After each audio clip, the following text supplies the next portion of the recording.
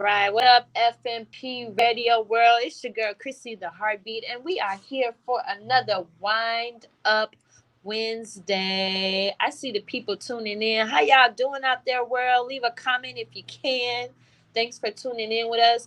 Tonight, I have some great, phenomenal guests in the building, and as well as over there in New Jersey, if I'm not mistaken, with Dr. Lakeisha McGee.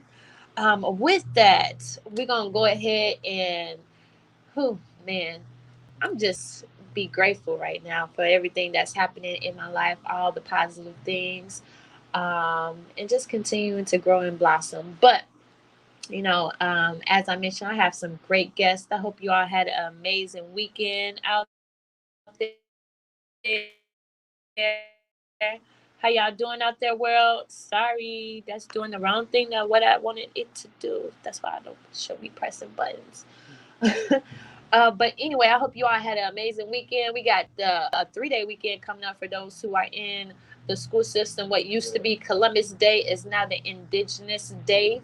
Shout out to the Native Americans, which is us, which is us at the end of the day. I'm going to go ahead and bring on one of my guests who is, as I mentioned, Dr. Lakeisha McGee, who is here to talk about breast cancer as well as mental health, which is extremely important in regards to the different things that we got going on currently in this world. So, Dr. Lakeisha, are you there? I can hear you. Can you hear me? There you go. There you are. Okay. Yes, we can hear you. We can hear you. We can hear you. Muted. Oh, hold on. You're muted. I'm unmuted. How about now? Can you hear us now? Hello? Can you hear us now? I can hear you. Yes. Can you hear me? Yes. Awesome. Beautiful. Sometimes the beauty and the downfall of technology all at the same time, Absolutely. Absolutely. So, Dr. Lakeisha, I gave a little snippet of just who you are. I gave a little snippet of what our topic today will be, but please introduce yourself to the world. And you said that you're in Jersey, so you're an hour ahead of us right now, right? Yes. Awesome, awesome. Dr. Lakeisha McGee, please let the world know who you are and what you do. So, born and raised Chicagoan. Lived in LA for the last 8 years. I consider myself to be tri-coastal between LA, Chicago, and New York. My daughter goes to NYU, so I'm in between the three places. However, my background is in education and therapy, and I believe in healing the total body, the total mind, the total spirit. Go ahead. Can you hear me? Yes. Okay. Yeah, I believe in total healing, and that is what's important to me, is that our people heal. Once you get to that place of healing, you can do any and everything, but when you're stuck in those traumas, you are stuck. I'm a breast cancer survivor. We know that this is Breast Cancer Awareness Month. It is. Which, a little crazy, because when you're a survivor, breast cancer awareness is every day. Right. It's not, this month, but this is the month that is chosen to make awareness of it. So I do my best at that this month. I have a nonprofit called Heal Her Too Foundation. And I started this nonprofit when I was in treatment because I saw the disparities that African American women were facing. I saw the struggle of getting the same quality treatment, of being treated the same quality way that our counterparts were. And I saw the mortality rates that we face. We die at a 40% higher mortality rate than any other race. And the reason has to do with awareness, with diagnoses, being diagnosed in time, having an effective treatment plan.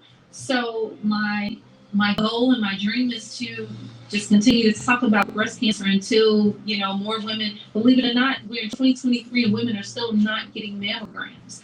And I can't. I mean, it's just early detection is key. So getting that mammogram can save your life.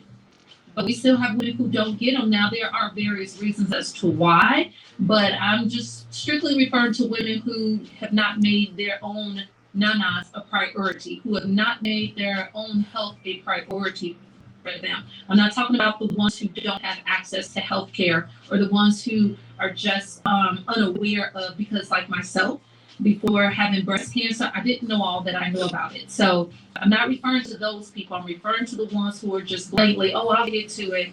Oh, I'll make that appointment. Those are the ones I'm referring to in 2023, not getting breast mammograms in time. Okay, awesome, awesome. So you touched on a few different things. One, the importance of healing. Two, the importance for women to go out and get the mammograms, to check on yourselves and, just stay on top of your health. So, why do you think, one, a lot of women are not going out to get mammograms and checking on themselves?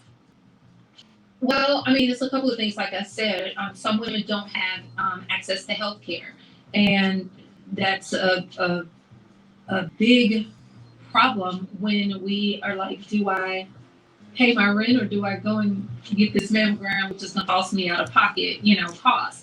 So that's one thing that, we need to continue to fight for. That's one thing that I want to do more politicking about, is access to healthcare for women to be able to, get these mammograms. The other one is us not prioritizing ourselves. We will make sure that the kids get taken care of. We will make sure that, our household and every other thing. But when it comes to our health, sometimes we are not as we don't put us to the forefront. We are put on the back burner, is what I'm gonna say. Yeah, we definitely need to change that. Because I do remember myself growing up with my my siblings, my older cousins, my aunties, and different things of that nature.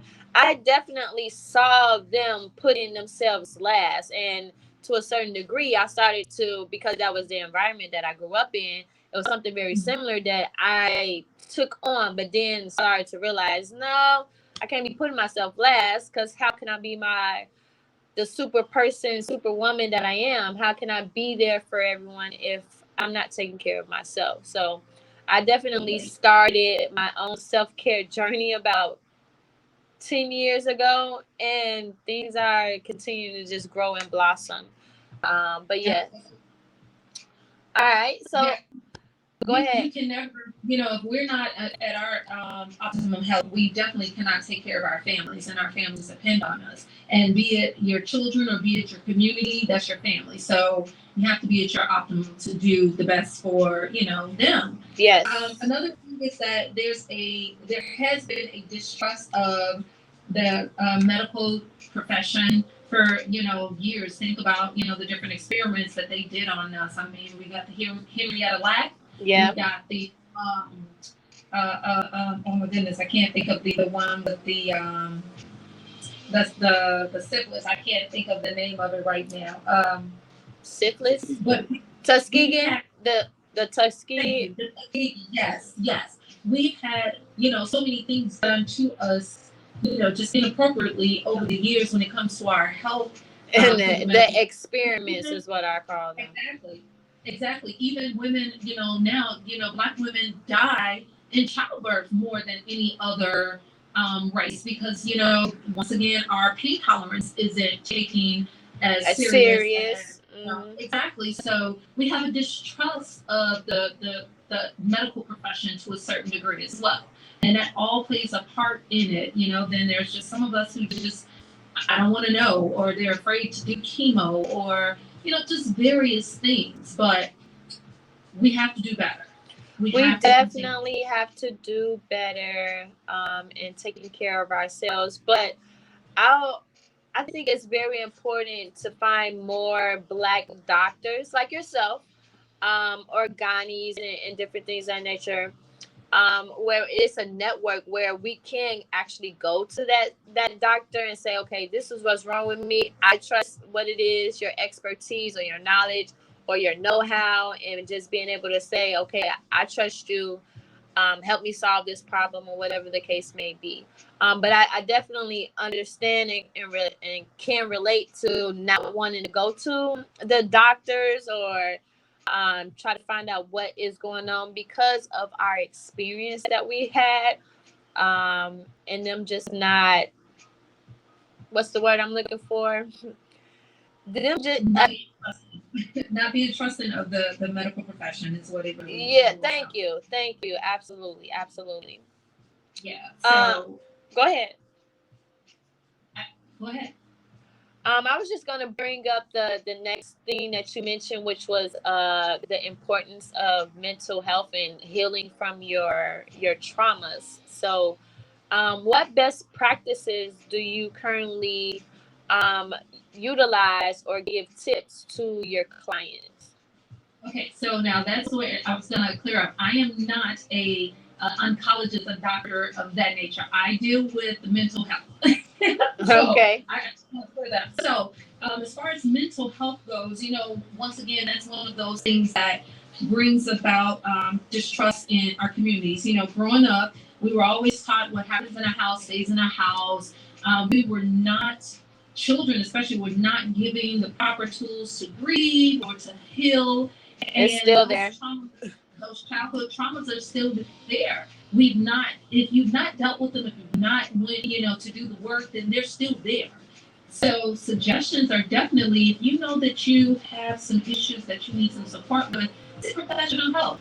There's nothing to be embarrassed about. There's nothing, who does not want to be their best selves? And getting their professional highest help selves. Healing helps you to become your whole self.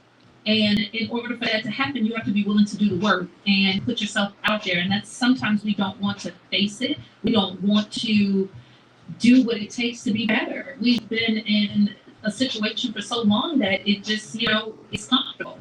And healing sometimes is very uncomfortable because you have to face the things that are holding you down. Ooh, you speak on it. But yes, I definitely understand. I started my own personal journey of just healing my trauma, and even diving a little deeper in regards to understanding why I have why did I choose my mother to come back to this plane of existence to go through the things that I experienced. I mean, now I understand, but prior to I didn't.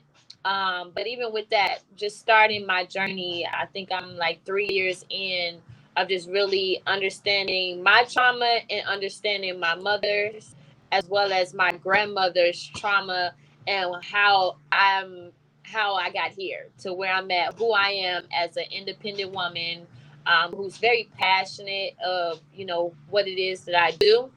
So, like, the journey for me started 3 years ago of just really learning who I am as a person, how they were raised, and then how I can raise my daughters, or my children's children in the future. Mm-hmm. Yeah, healing is definitely a choice, and you're making a choice to say, I want to be better because I want my children to be better. Absolutely. I want to break these generational curses. I don't want this to continue to go on. But it was a conscious choice that you made to face everything that has transpired in your life and say, I'm going to be better. Yep, absolutely. It was a conscious choice that I made. So good for you. Thank you. And Dr. Lakeisha, do you have any upcoming events, or how can one get in contact with you for your services? You can go to my personal website or to the nonprofit website. We do have some things coming up. Right now, they're all in Los Angeles. Okay. My LA. Yeah, the nonprofit website is www.heal, H-E-A-L, her, H-E-R, the number 2 foundation.org. It's all right. Foundation.org. Say it one more time. Say it one more time so everyone can hear again. It's www.heal, H-E-A-L, her, H-E-R, the number 2 foundation.org. It's Heal Her 2 Foundation. And Okay. my personal website is www.lakeisha, LAKEISHA, McGee, McGee.com. And that's for personal services, but outside of the breast cancer services. All right. Can you share with the world what your services are? So I'm a therapist and I'm a life coach. I'm an author and I am a international speaker. But my services are coaching and therapy. Coaching and therapy. Awesome. Awesome. Um, oh, here go your book. It popped up as soon as I went to your website. You got the 12 Shades of Breast Cancer. Yeah. Before we close out with you, tell us a little bit about your book because I did hear you announce that you are an author and it looks very vibrant, a very good read and so forth. So I need to get mine. I need to order it off of Amazon. Yeah, so that book in particular was an anthology with 12 of us who told our journey through breast cancer. We talked about every aspect of it, um, the triggers, the discovery, the after effect, um, just everything you could think of, we shared. Since then, two of those beautiful souls have gone on. The breast cancer came back. Oh And so, no. yeah. So the journey, that's what I'm saying about this journey not being just 1 month. This journey is forever. Once you're affected by it, it, It's you're always wondering if continuous. it's going to come back or not. Yeah. So that's what the book is about. It's 12 of us sharing our stories, talking about breast cancer, talking about just trying to help someone get through it so they can know what to expect, so they can know just the appropriate terminology to use when they're advocating for themselves, just being a resource for some people, someone needing someone to talk to. That's what the book was all about. Nice. Love it. Love it. Um, the one last thing, can you let the world know one more time if they can find you on social media? What's your social media handles? Oh, okay, yeah. It's Dr. Lakeisha McGee, Lakeisha Ross McGee on Facebook, on Instagram, Twitter, and all of the other social medias. It's I am Dr. McGee. And my nonprofit is also on there. It's the Heal Her 2 Foundation. Nice, nice, nice. I'm streaming live right now on one of these mini apps, so I'm gonna make sure I leave that information in the comments for anyone that is interested in healing her or working with you. Okay. Thank you. Not a problem. Not a problem. And with that, let me go ahead and press mute. Thank you for joining us on the show today. I know you are a busy woman. Thank you for having me.